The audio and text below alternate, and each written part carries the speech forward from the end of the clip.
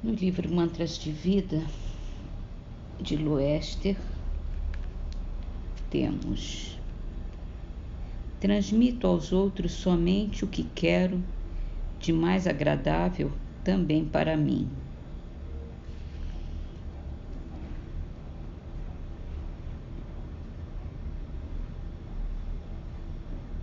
Livro dos Espíritos, continuando no capítulo sobre a intervenção dos espíritos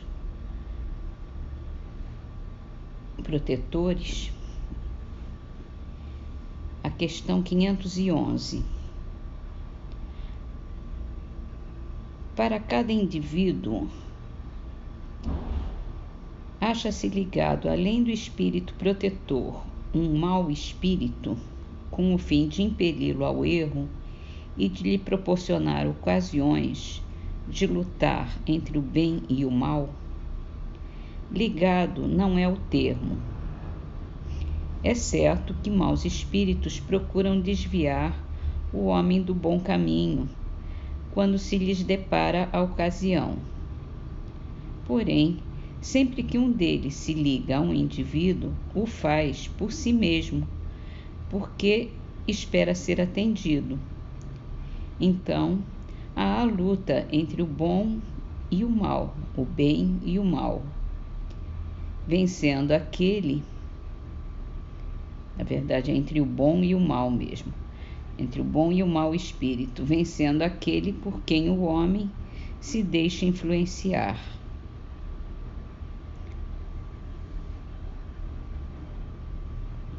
No livro Céu e o Inferno, estamos no capítulo Intervenção dos Demônios nas Manifestações Modernas. Eis como a Igreja explica a intervenção exclusiva dos demônios nas manifestações modernas. Em sua intervenção exterior, os demônios não estão menos atentos a dissimular sua presença para afastar as suspeitas. Sempre ardilosos e pérfidos, atraem o homem para suas emboscadas antes de lhes imporem as correntes da opressão e da servidão. Aqui despertam a curiosidade por fenômenos e jogos pueris, ali impressionam pelo espanto e subjugam pela atração do maravilhoso. Se o sobrenatural aparece, se seu poder os desmascara, eles acalmam e apaziguam as apreensões, solicitam a confiança, provocam a familiaridade. Ora se fazem passar por divindades e bons gênios, ora tomam emprestados os nomes e mesmo os traços dos mortos que deixaram uma memória entre os vivos. Graças a essas fraudes dignas da antiga serpente, eles falam e são escutados. Eles dogmatizam e crê-se neles. Misturam às suas mentiras algumas verdades e fazem aceitar o erro sob todas as formas. É aí que desembocam as pretensas revelações de além-túmulo. É para obter esse resultado que a madeira, a pedra, as florestas e as fontes, o santuário dos ídolos, o pé das mesas, a mão das crianças proferem oráculos. É por isso que a pitonisa profetiza em seu delírio e que o ignorante, num misterioso sono, se torna subitamente o doutor da ciência. Enganar e perverter, tal é em toda parte e em todos os tempos o objetivo final dessas estranhas manifestações. Os resultados surpreendentes dessas observâncias ou desses atos, na maioria bizarros e ridículos, não podendo proceder de sua virtude intrínseca nem da ordem estabelecida por Deus, não se pode esperá-los a não ser do concurso das potências ocultas. Tais são, notadamente, os fenômenos extraordinários obtidos em nossos dias pelos procedimentos em aparência inofensivos do magnetismo e o órgão inteligente das mesas falantes. Por meio dessas operações da magia moderna, vemos reproduzirem-se entre nós as evocações e os oráculos, as consultas, as curas e os prestígios que ilustraram os templos dos ídolos e os antros das sibilas. Como antigamente, comanda-se a madeira e a madeira obedece. Interroga-se e ela responde em todas as línguas e sobre todas as questões. Fica-se na presença de seres invisíveis que usurpam os nomes dos mortos e cujas pretensas revelações são marcadas pelo cunho da contradição e da mentira. Formas ligeiras e sem consistência aparecem de repente e se mostram dotadas de força sobre-humana.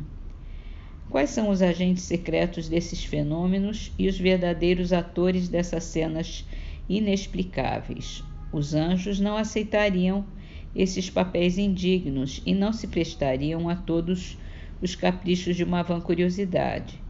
As almas dos mortos, que Deus proíbe consultar, permanecem na morada que sua justiça lhes designou, e elas não podem, sem sua permissão, pôr-se às ordens dos vivos. Os seres misteriosos, que acorrem assim ao primeiro apelo do herético e do ímpio como do fiel, do crime como da inocência, não são nem os enviados de Deus, nem os apóstolos da verdade e da salvação, mas os sequazes do erro e do inferno. Apesar do cuidado que tomam de se esconder sob os nomes mais veneráveis, traem-se pelo vazio de suas doutrinas, não menos do que pela baixeza de seus atos e a incoerência de suas palavras. Esforçam-se por apagar do símbolo religioso os dogmas do pecado original, da ressurreição dos corpos, da eternidade das penas e toda a revelação divina a fim de retirar às leis sua verdadeira sanção e abrir ao vício todas as barreiras. Se suas sugestões pudessem prevalecer, elas formariam uma religião cômoda para uso do socialismo e de todos aqueles que a noção do dever e da consciência importuna. A incredulidade de nosso século preparou-lhes o caminho. Possam as sociedades cristãs, por um retorno sincero à fé católica, escapar ao perigo desta nova e temível invasão. Toda essa teoria repousa sobre esse princípio de que os anjos e os demônios são seres distintos das almas dos homens e que estas são o produto de uma criação especial, inferior mesmo aos demônios em inteligência, em conhecimentos e faculdades de toda sorte. Ela conclui pela intervenção exclusiva dos maus anjos nas manifestações antigas e modernas atribuídas aos espíritos dos mortos.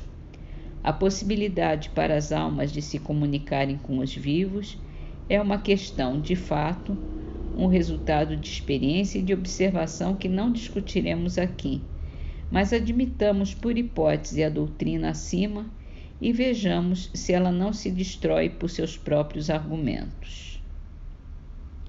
Então, continuaremos na próxima. Em Parnaso de Além-Túmulo, a poesia é de Augusto dos Anjos, Civilização em Ruínas. Todo mundo moderno, horrendo, em ruínas, deixa agora escapar o horrendo fruto de miséria e de dor, de pranto e luto, feito de sane e de cadaverinas. Em vão, sobre o calvário áspero e bruto, sangrou Jesus em lágrimas divinas, sob as ofensas torpes e tigrinas a tentarem-lhe o espírito incorrupto. Saturado de treva, angústia e pena, a civilização que se condena suicida-se num barato profundo, porque na luz dos círculos da terra, nos turbilhões fatídicos da guerra, ainda é Caim que impera sobre o mundo.